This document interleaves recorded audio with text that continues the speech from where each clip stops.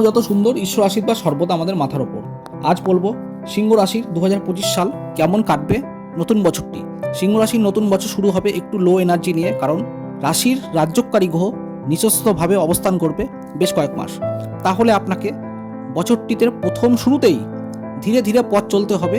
কোনো রকম ইনভেস্ট বা ব্যবসার কোনো লেনদেন ব্যাপারে বিশেষ সাবধান হতে হবে।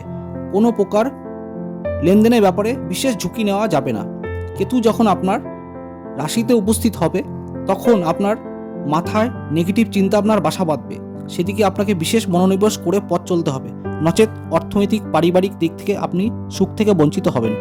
যারা বিদেশে ব্যবসা করছেন তাদের ব্যবসা ভালো হবে এবং বিদেশে বসবাস এবং বৈদেশিক অর্থাগম ভালো হবে। তবে সপ্তমে রাহু যাওয়ার পর থেকে আপনার কর্মের স্প্যান বাড়বে এবং কর্মক্ষেত্রে বিশেষ গুরুত্ব পাবেন এবং কর্মের জন্য আপনাকে নানা দিক ছোটাছুটি করতে হবে। তবে শনি জলরাশিতে থাকছে, আপনার শরীর স্বাস্থ্যর দিকে বিশেষ নজর দিতে হবে। দীর্ঘমেয়াদী কোনো রোগের বাসা যেন আপনার শরীরে না বাঁধে এবং মায়ের শরীর স্বাস্থ্যর দিকে বিশেষ নজর রাখতে হবে আপনাকে, নচেত মেডিকেলের ওপর খরচ বহন আপনার বেকার অর্থ বেরিয়ে যাবে। আজকের মতো নমস্কার।